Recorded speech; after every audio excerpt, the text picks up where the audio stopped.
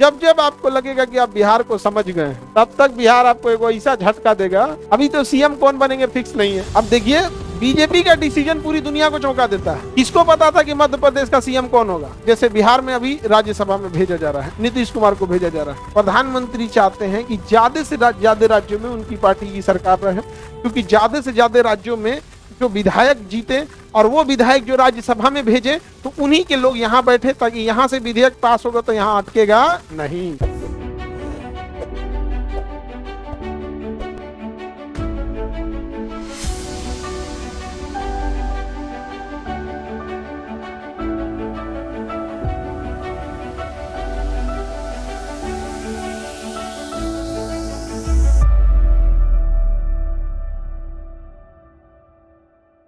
देखिए, लोकसभा में हमारे द्वारा भेजे गए लोग बैठते हैं तो इसे हम लोकसभा बोलते हैं, और राज्यसभा में हम नहीं भेज सकते हैं चुनाव। राज्यसभा में कैसे जाएगा?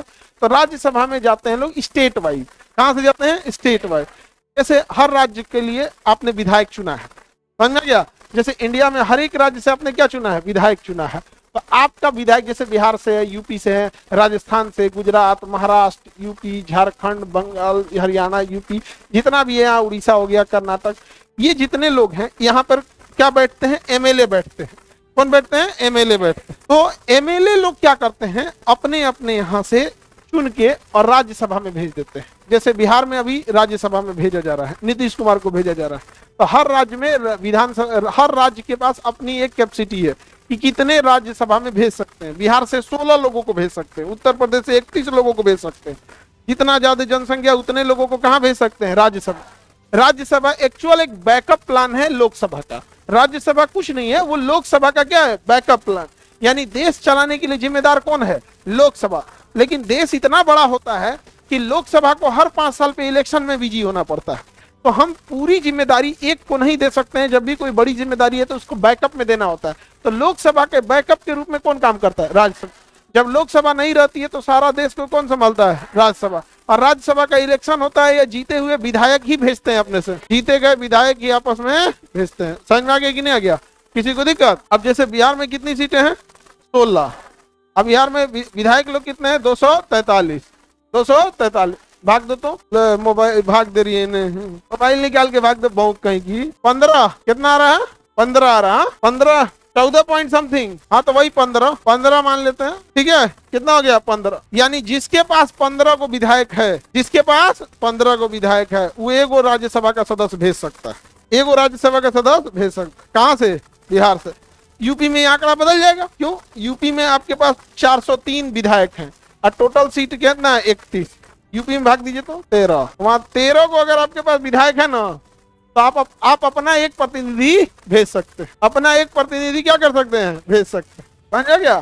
तो बिहार में अगर जाना है तो जिसके पास जितना विधायक, सोचिए राज्य में जितना विधायक, राज्यसभा में उतने ज्यादा सीट। इसीलिए प्रधानमंत्री चाहते हैं कि ज्यादा से ज्यादा राज्यों में उनकी पार्टी की सरकार रहे, क्योंकि ज्यादा से ज्यादा राज्यों में जो विधायक जीते और वो विधायक जो राज्यसभा में भेजे तो उन्हीं के लोग यहाँ बैठे, ताकि यहाँ से विधेयक पास होगा तो यहाँ अटकेगा नहीं। समझ में आ गया कि नहीं आ गया?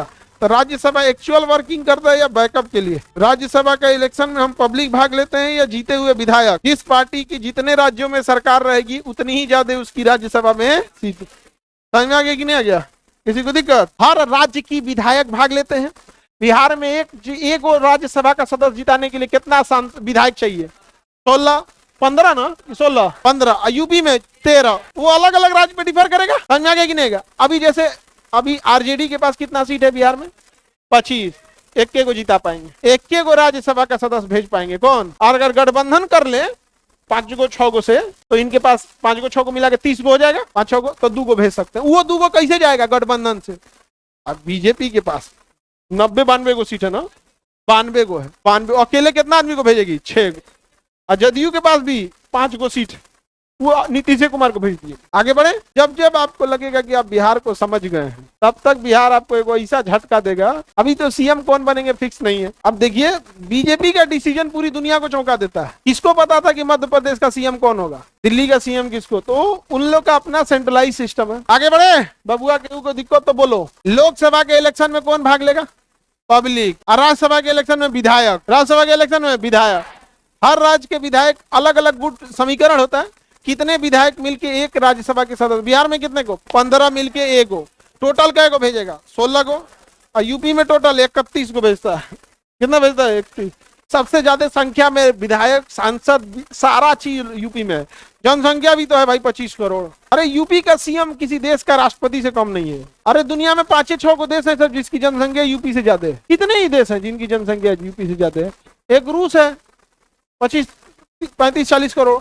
फिर आपका अमेरिका है, अमेरिका है कितना करोड़ है 35 करोड़। चाइना है, 3 को देश तो ऐसे दिखे। कनाडा का कितना है प्रेजेंट जनसंख्या, ज्यादा नहीं होगा कनाडा का, चेक करो तो एक बार पॉपुलेशन ऑफ कनाडा कितना है 4 करोड़ 4 करोड़ 40। तो अब गिन लो, देखो कनाडा, अमेरिका और रूस और चाइना, बाकी कौन है यूपी का टक्कर देने वाला। अरे एशिया में 2 को उठाओ, चाइना और रूस को, दोनों सटल, और उधर कनाडा और अमेरिका को उठाओ। अब उसके बाद हमको लगता नहीं कोई टक्कर देगा अब यूपी को। ब्राजील दे सकता है, ब्राजील माने 4-5 को देश हैं सब जो टक्कर किसको देंगे, यूपी को।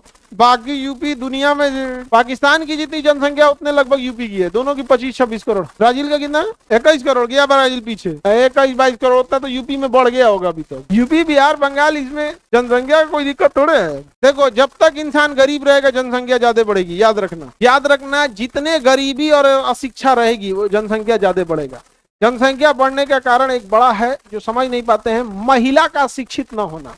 एक पढ़ी लिखी महिला है, बीटेक करके महिला है, उसे कहोगे 8 को लेकर सोचा तू नहीं मुँह देंगे तो अब्बे हम यहाँ होगा। तो महिला 2 प्रॉब्लम भारत में जनसंख्या बढ़ने का 2 ही कारण। एक महिला पढ़ी लिखी नहीं थी, उसको लगता था हमारा सामान तैयार होता, लाठी तैयार होता है, सोचा नहीं पूंजी का लाठी तैयार करे, एक को लड़का को कलेक्टर बनाओ, चलता बीटा टैंक है। तो एक महिला का कम पढ़ा होना और दूसरा गरीबी में क्या होता है ना कि गरीब इंसान के पास प्रॉब्लम ये है कि उसका एक इंसान महीना का 10,000 से 15,000 कमा सकता है। एक गरीब का ये एवरेज इनकम। तो ऐसे सोचेगा 5 को अगर लड़का होंगे सर तो कम से कम होगा 3 को लड़की हो जाएगी। तो 3 को लड़की के लिए 2 लड़कियां तो 15-15 हजार। गुजरात में लोहा फैक्ट्री में काम कर देगा कोई, तमिलनाडु में 30,000 10,000 खा जाएंगे लोग, 30,000 बचेगा, 15 साल तक बेचारा कमाएगा, तो बहन का ब्याह करेगा। फिर अगला 5 मतलब उसके 25 गरीब इंसान के 25 साल की कमाई केवल अपनी बहन बेटियों की शादी में चला जाता, बाकी बचा हुआ 15 साल की कमाई घर बनाने में चला जाता। अब उसके बाद वो सोचता है कि अब हमारा बाल बच्चा हमारा खिलाएगा। इंसान इंडिया में यही मतलब एक बड़ी मेजोरिटी संख्या यानी जो 60-70% लोग हैं वो यही कर रहे हैं। जीवन भर कमाया। जब से इंडिया के जो 60 से 70 करोड़ लोग हैं उनकी लाइफ कैसे है, पहले कमाना चालू करेगा, जैसे कमाएगा सबसे पहले बाप का कर्जा भरेगा, पिताजी कर्जा लिए होंगे, उसके बाद बहन की शादी करेगा, बहन की शादी करने के बाद घर द्वार बनवाएगा, और उसके बाद से फिर अपना बाल बच्चा को पढ़ाएगा, लाइफ उसका खत्म।